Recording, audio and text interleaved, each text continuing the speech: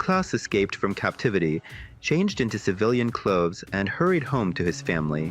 He was cautious, and in Torgau he was caught by a Russian soldier. The soldier fired his pistol into the air and asked, "Were you a soldier?" I couldn't lie because I had scars from wounds. Yes. Where? But lying was not an option. "My name is Vladimir, and I welcome you to the channel 2 Wars. Today we will examine enemy memoirs.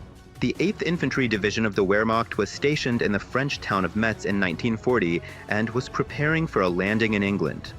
The soldiers diligently trained in boarding and disembarking from the ship. This included Klaus Dirschka. He was born in 1924 in Upper Silesia, which was given to Poland after the war. Klaus joined Wehrmacht voluntarily at age 17.5. It was a patriotic impulse influenced by his activities in Hitler Youth and the general militaristic fervor in German society. The naval landing training lasted a couple of months and was discontinued, but Dirschka continued to serve in France. He reached the Eastern Front in USSR in October 1942 after completing training in officer school. He ended near Staraya Russa. There they took defense in a corridor breached by the encircled Demayens group. The Germans called it Schlange. The defense consisted of strongpoints connected by wooden causeways. The strongpoint was built from logs in the form of a square, open at the back with a wall. It was manned by a squad consisting of 9 to 12 people. These structures gradually sank into the marshy soil and had to be built up. At night, the Germans would withdraw from these strongpoints to rest. Only the guards remained in them. In case of an alarm, the strongpoints were taken by infantry. Almost every night, they camouflaged their positions with tree branches. As a German soldier, both now and then, I could not understand the persistence and recklessness with which Russian soldiers charged straight into our fire during attacks. Again and again. There were losses for both Russians and Germans. Both sides tried to recover their dead and wounded every evening. One day, we had to call in an experienced sniper because there came a period when there was at least one person in the platoon killed by a Russian sniper's bullet every day. It was not possible to locate it, although the Russian physicians were only about 300 meters away. Every morning, the sniper would go to the neutral zone. But one day, he said that the Russian sniper was dead. He tracked him down. German 10-round carbines are good weapons, but not for swamps. When dirt got in, they would fail. Klaus found a Russian submachine gun with a drum magazine, cleaned, oiled, and started working. It wasn't the same with German weapons. They were made too precisely. If sand got inside, that was it. They wouldn't fire. But with Russian weapons, no problem. So I got myself a Russian submachine gun that never let me down. AUS says that Soviet soldiers never attacked in small groups. They always attacked with at least a company, a battalion, sometimes a regiment, sometimes in multiple waves. They had terrible losses, more than the Germans. In these swamps, Dirschka had to stay since October. Their division was the last to leave the encirclement, holding the line and covering the crossing over the Lovak.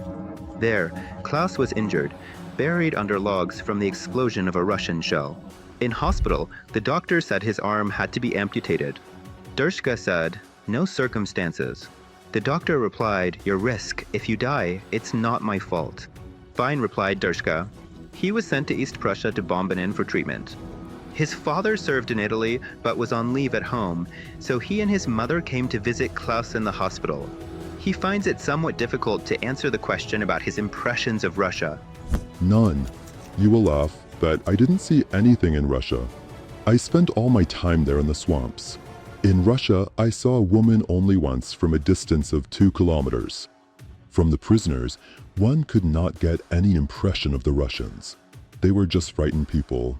In our division, prisoners were not killed. I know of only one case where a captured commissar was killed. They were always in the rear, not on the front line. The front line 100 grams were for Russians and Germans. Germans on the front line got schnapps. They got it regularly. And the worst thing on the front line is the lice. That was the worst thing I experienced in Russia. It was terrible. You can't get rid of them. In winter, they were in the seams of the clothes when you thought you got rid of them. And they were back again. Even the war wasn't as bad as the lice. The Germans were most afraid of being captured. Dirschka faced such a fate, but there was no mistreatment. They interrogated him, gave him food, and tied him to a cart. The next day, seeing some commotion around, Klaus took advantage of it and escaped. When the Russians received new units, defectors appeared. One or several, once even 30 people at once. Sleeping, I put the rifle on a shell casing instead of a nail. Suddenly, someone started pulling my leg. A German wouldn't have done that. They were Russians. I opened my eyes and I saw a whole crowd of them nearby.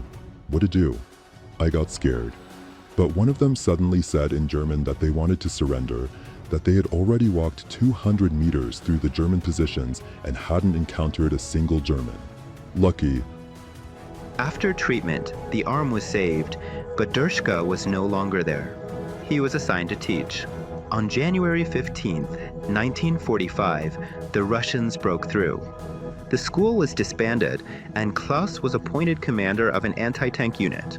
Everyone was issued Panzerfausts, but Dirschka somehow didn't get along with them. I once fired at a tank, but the shot hit a tree and ricocheted back to us. I didn't try again. I surrendered to the Americans. Seizing a moment, he escaped, donned civilian clothes, and walked home to Silesia. He was cautious in Torgau. He was caught by Russians.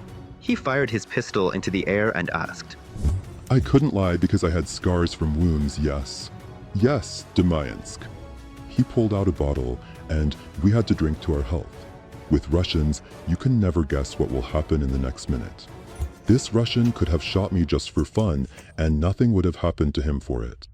But in the end, we sat with them and his comrades and drank vodka.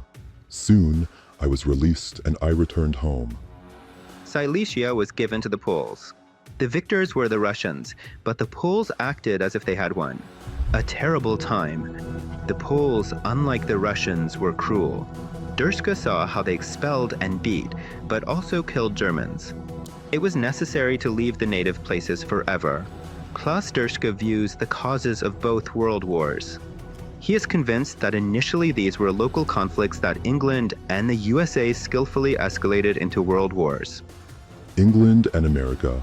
The other countries are too foolish to realize their intrigues. I dreamed that Russia would return my homeland, given to the Poles, to Germany. With the support of the Russians, who will make Poland small again, Silesia and East Prussia would become German again. This is my dream. Agree with Klaus's opinion? Share ideas in the comments, like the video, and subscribe to my channel. This will greatly help its promotion. Bye.